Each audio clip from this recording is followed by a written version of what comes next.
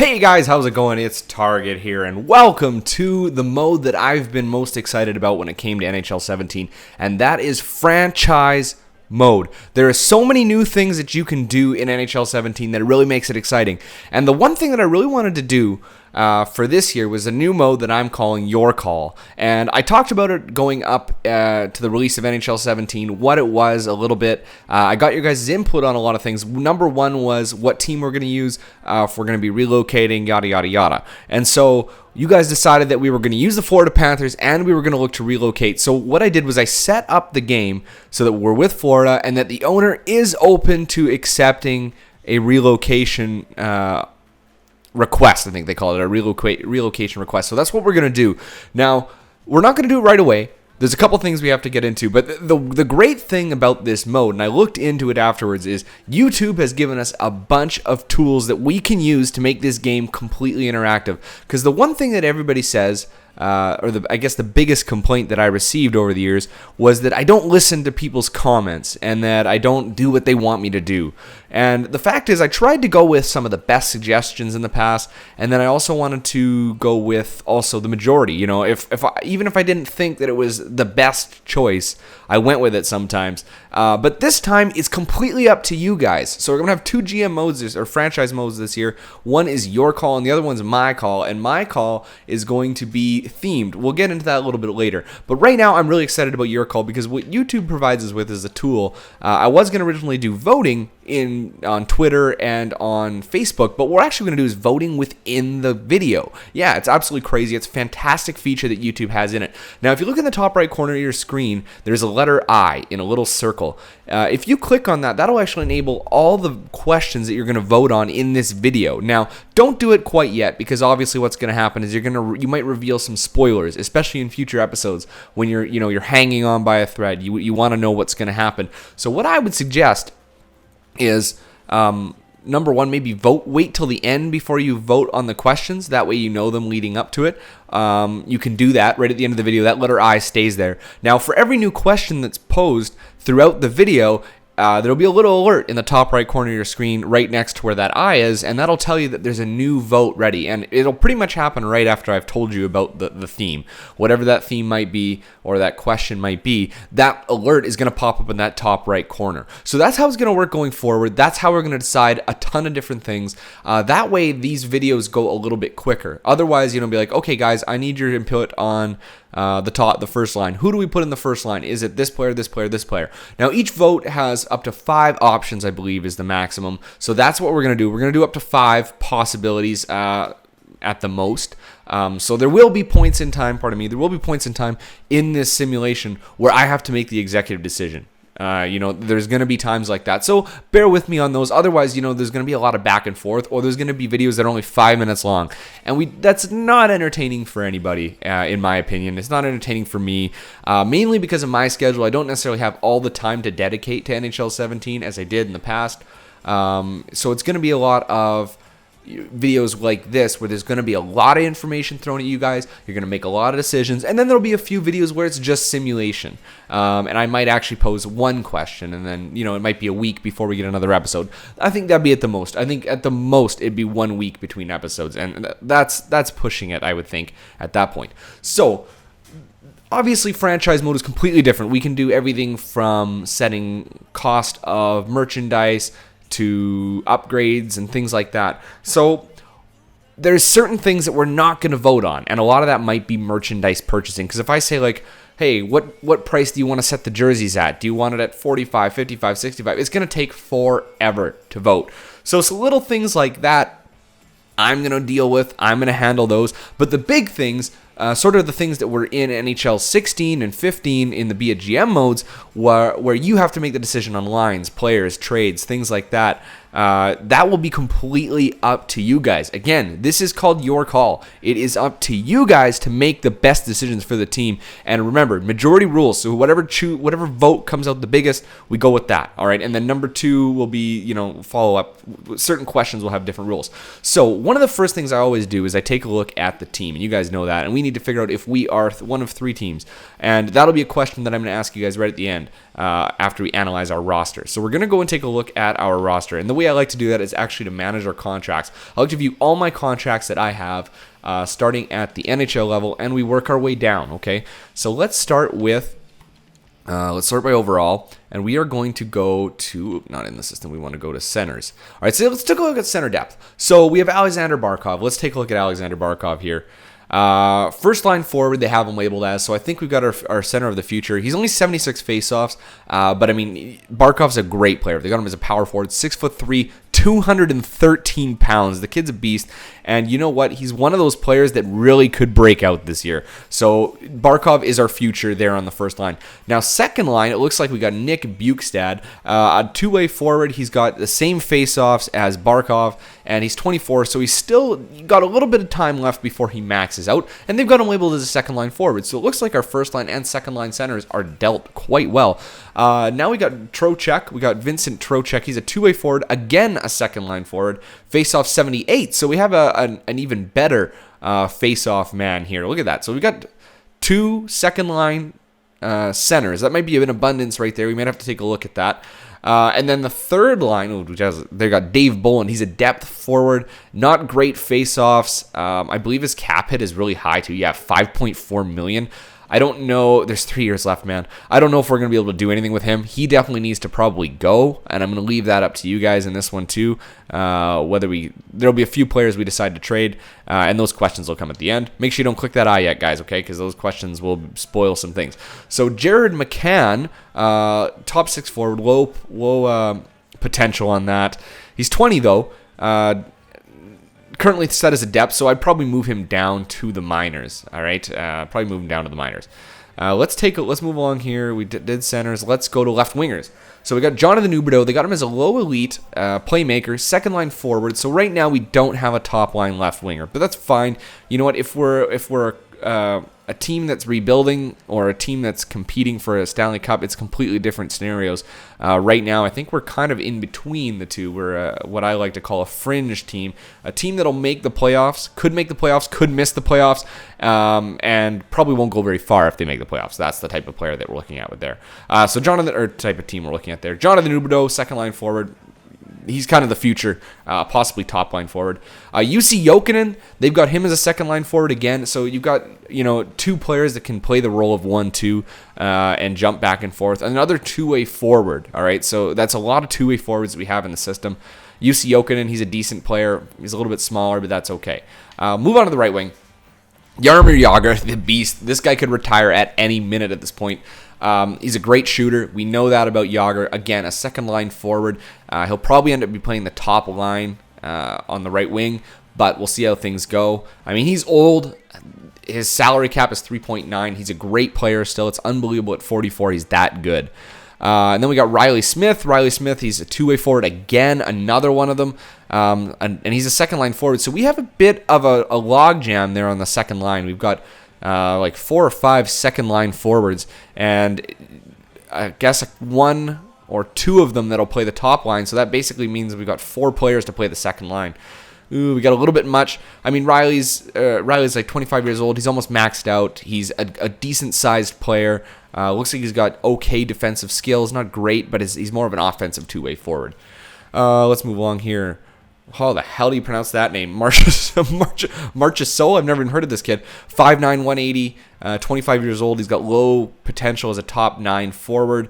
Decent face-offs for a right winger. Looks like more, I mean, they got him as a minor scoring forward. It looks like more of a player that will be playing the minors. Colton Skeever, or however you pronounce his damn name. 6 feet, 200, another two-way forward. He's exact. He's maxed out. He's a fourth-line player. He's a serviceable fourth-line player, and he's got a good cap on him there. Then we're getting into the bottoms here. Logan Shaw, they got him as a minor scoring forward, medium top 6 forward potential, another two-way forward. These are the type of guys we could trade because we got so many two-way forwards in the system that we could get rid of some of these guys. Sean Thornton, they got him as a fourth-line grinder. Again, he could play the fourth line, or we could just bury him in the minors. His cap is not very much at all.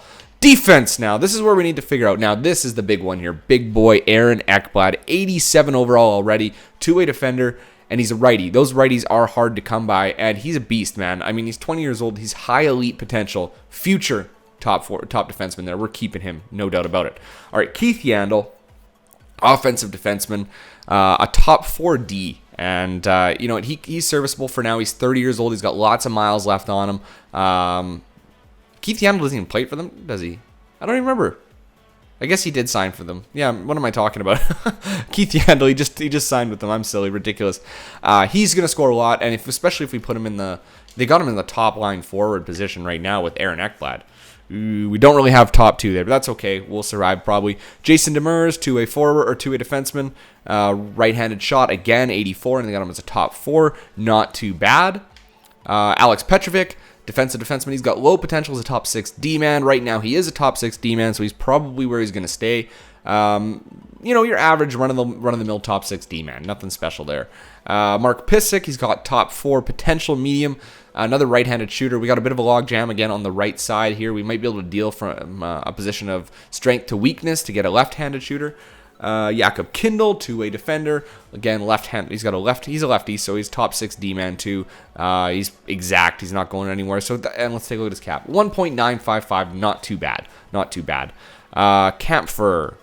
There we go. Steven Kampfer, depth defenseman. He's done pretty much. His career is over at this point. Not getting any better. We're going to see him playing in the minors. All right, so we've got 1, 2, 3, 4, 5, 6 defensemen that could play. We could move Pysyk for another player of similar caliber, maybe a little bit younger with a little higher potential, and move a pick for that, something like that. Finally, we got goalies at the NHL level. Roberto Luongo, he's old, so we definitely need to start thinking about the future at this point here with the Florida Panthers, or whatever iteration we have. If we're going to decide to relocate right away, or if we wait off, we'll make some decisions. James Reimer is our backup goalie, so they don't give him much of a leeway here, 82 overall. So there's no future here at this point. We have to take a look in the minors. So let's take a look in the system. All right. Working at all skaters with high potential. So we've got a couple players. Lawson Krause, he's a power forward, top 6 forward, big boy, 6'4", 212. He could get there. I mean, he's got medium potential as a top 6. We could see him as a left winger on the second line for us, maybe. Matheson's got low top 4 D-man potential. You know, that's not great. He's a decent-sized body for a two-way defender. He looks like he's more on the defensive side than he is on the offensive side, which is kind of refreshing in that sense. A lot of these two-way guys end up being very offensively minded. Brickley, top 9 forward. Connor Brickley, two-way forward. Medium potential, minor scoring forward. You know, these guys are not going to do much. I'm not going to really dive into them too much. Lots of top 9 forwards with medium potential, and they're young, so they could get there at some point. Let's look at the goalies, because we did all the forwards. There's really not much there going on. And again, no goaltending. So you can see that goaltending is a bit of a weakness for us. And yeah, I mean, it's going to be tough. I think this year's going to be tough. So we have a couple questions. So there's the team first off. So number one, after seeing all the contracts we have, after seeing our rosters, you guys need to tell me one thing. All right, you need to vote on one of these 3 options. Number one, is this team a rebuilder? Are they a fringe team, as I mentioned before, like they could make the playoffs with the roster they have, or they're a Stanley Cup contender? Now, I don't think they're a Stanley Cup contender. I think that they're going to be a fringe team, and we're going to make the playoffs. We should just kind of stay the course. It's up to you guys on that one, though. You're going to vote on that. What else are we going to vote on?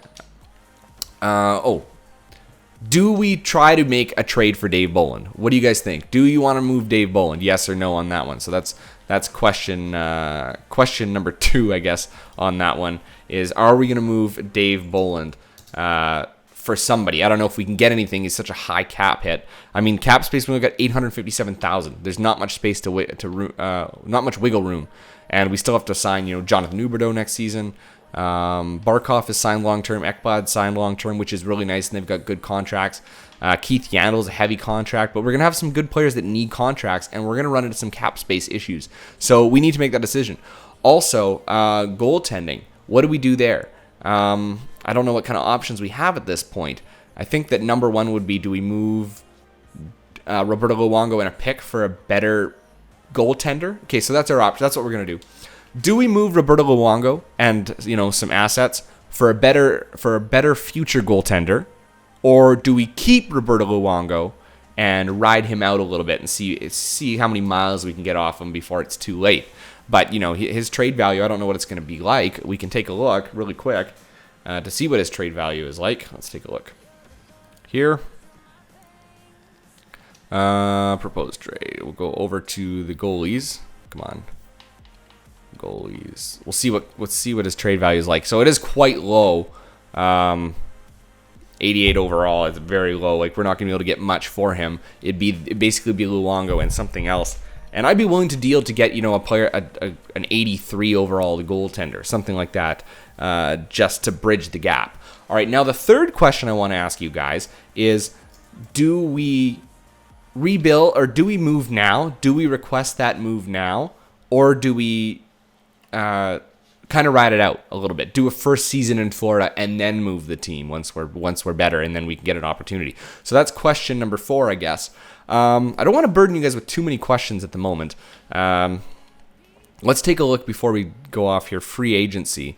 Let's take a look at free agency. That way we know if there's any players that are worth going after at this point, maybe potential players. Let's see. Contracts we have right now. It doesn't say in here. So there's a few options we have at D, actually. Chris Russell. He's a decent player. 2A defenseman. Left-handed shooter. He could actually fill a spot really good. James Wisniewski, Yuri Hudler. So there's a few options here, guys. So what I'll do is I'll actually make a list I'll make a question out of these top players here. What kind of players do we need to add at free agency? Do we need to add a forward, a defenseman, or a goaltender or something like that? I'll take a look what else we have here for potential players. Let's see. So there's not much in potential, really. I wouldn't be focusing too much on it. Here as high as a top 6 D-man, Cohen. But you guys can see the players based on overall who's available. So who would you like to see us grab out of this group? Is it going to be a forward? Is it going to be a defenseman? If we look at goaltenders, it's taking forever to load. Hold on. There we go. There's Ilya Brizgalov, 85 overall. We could pick him up in the meantime if we wanted to trade Roberto Luongo. That's an option there, guys. So vote on that one too. That's the next question. Is what player should we sign? Should be a forward, a defenseman, or a goalie, or both? Or multiple. We'll figure that out in the vote. So make sure you vote on that one. So this is kind of how it's going to go, guys. Obviously, in the beginning here, there's going to be a lot of questions. There's going to be a lot of answers. There's going to be a lot of stuff that you guys are going to have to focus on. But that's part of your call. And I hope it's exciting. It's going to smooth out as we go a little bit along here.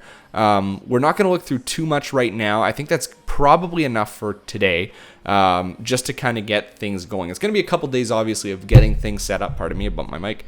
Getting things set up properly, whether it's our lines, free agents, all that stuff. It's going to be probably a few episodes of that, but we are going to get into it, and I hope you guys are going to enjoy this method. Make sure you let me know down in the comments section if there's any other suggestions you would like to see. If we're doing a vote and your options aren't in there, please leave a comment down below. I'll take a look at it and see if there's something we could consider. There's things that I miss, obviously, because I'm asking you these questions, but there may be questions that I'm not asking that you would like to be asked. So put those comments down in the comment section below. Remember, you can also hit me up on Twitter at TargetOdd18. That's a great place to get a hold of me. I'm always checking Twitter. I always love to interact with you guys as much as I possibly can. You can even hit me up on Xbox Live if you really want to. I do respond to questions every now and then. But if you do see me online, try not to send me a bunch of messages just because things get a little bit crazy, and I don't want things popping up on my screen while I'm recording. Besides, I'll edit them out anyway. You won't be in the video, so don't worry. Don't be doing that. And you can also hit me up on Facebook. That's Target Audience 18 on Facebook. Make sure you like me on there. We do some votes and things like that, some giveaways on Facebook that are separate from Twitter, so make sure you get in on that. Okay, guys? So I'm going to leave it there. Make sure you vote before you take off from this video. You can vote for all the questions that we asked today. Until next time, I'm Target Audience, and I'll catch you guys out on the ice.